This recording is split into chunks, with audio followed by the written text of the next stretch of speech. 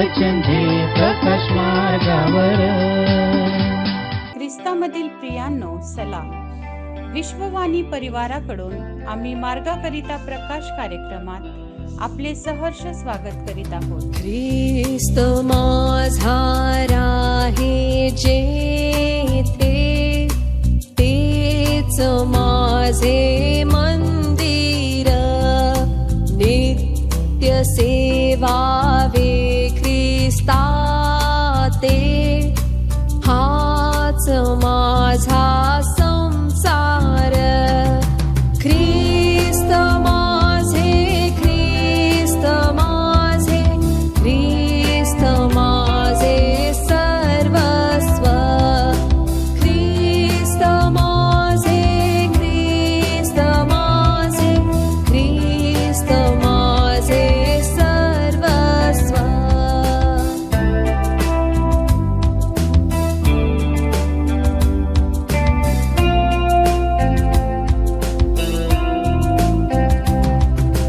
ख्रिस्त ज्याचा बंधू ते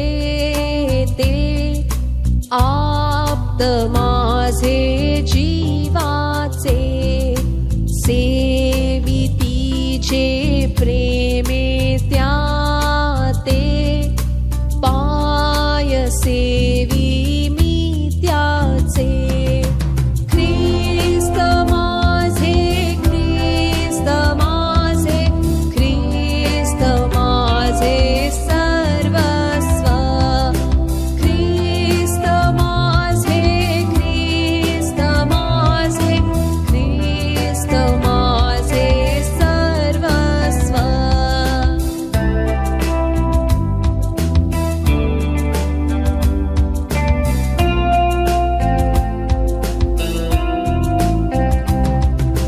मान माझा माझी शक्ती, ख्रिस्त माझी संपत्ती. सौख्य सारे ख्रिस्ती भक्ती, संग त्याची सच्छांती. ख्रिस्त माझे, ख्रिस्त माझे, ख्रिस्त माझे.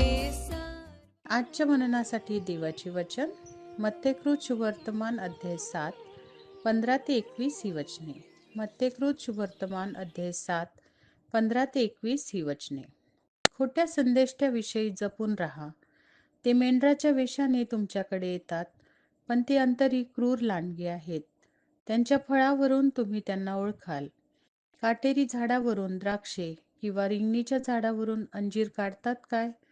त्याप्रमाणे प्रत्येक चांगल्या झाडाला चांगले फळ येते आणि वाईट झाडाला वाईट फळ येते. चांगल्या झाडाला वाईट फळ येणे शक्य नाही आणि वाईट झाडाला चांगली फळे येणे शक्य नाही. ज्या झाडाला चांगले फळ येत नाही ते प्रत्येक झाड तोडून अग्नीत टाकण्यात येते. यास्तव तुम्ही त्याच्या फळावरून त्यांना ओळखाल. मला प्रभुजी प्रभुजी असे म्हणणाऱ्या प्रत्येकाचा प्रवेश स्वर्गाच्या राज्यात होईल असे नाही, तर जो माझ्या स्वर्गीय पित्याच्या इच्छेप्रमाणे वागतो त्याचा होईल.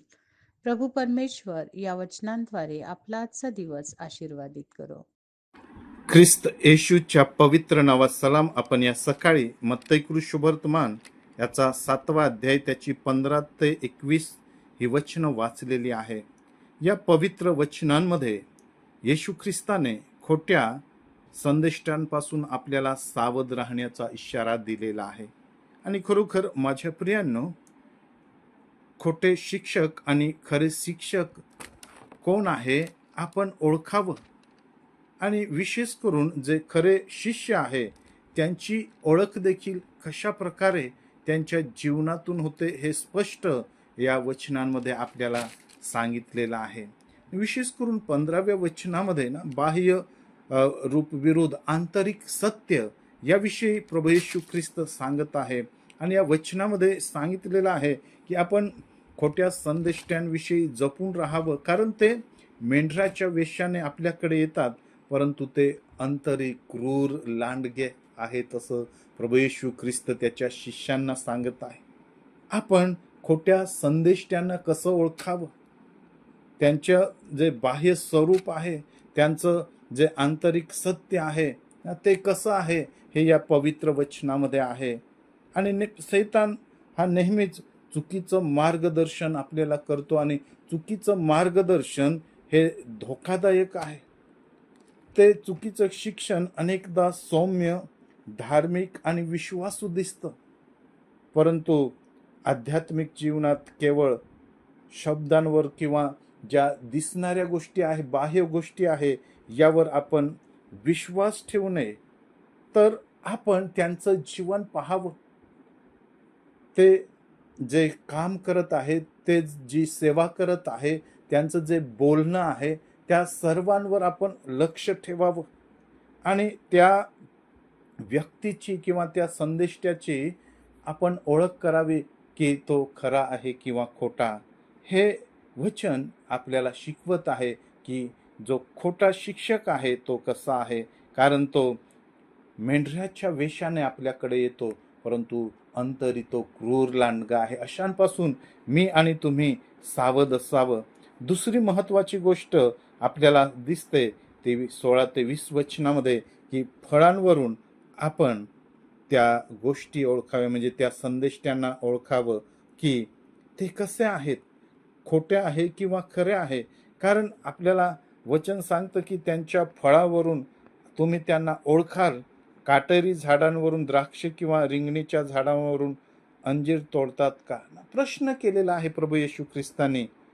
म्हणून त्यांच्या फळांवरून त्या झाडाला आपण ओळखावं की ते काय आहे.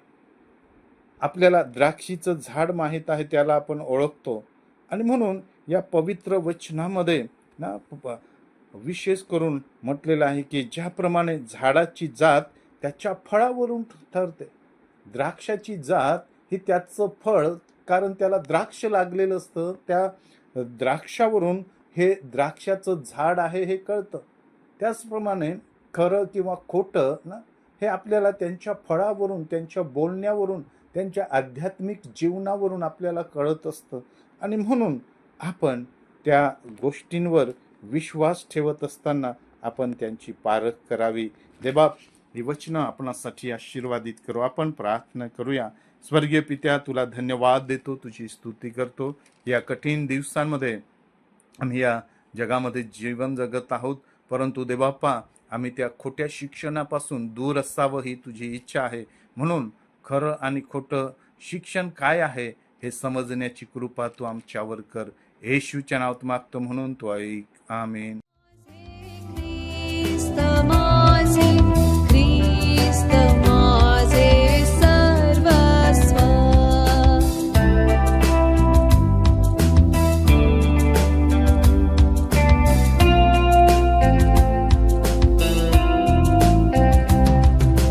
ख्रिस्त येथे किंवा तेथे, आज उद्या कल्पांती, व्यापी विश्वाते कालाते, राही माझ्याही चित्ती.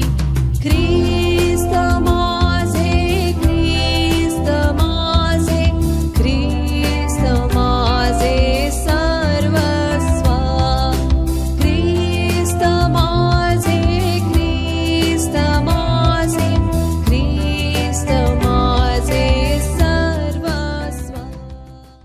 येशू हा पहा जगाचे पाप हरण करणारा देवाचा कोकरा. आता आपण आपल्या प्रार्थना विनंत्या कोणत्याही वेळेस विश्ववाणी प्रार्थना केंद्राला टोल फ्री नंबरद्वारे कळवू शकता.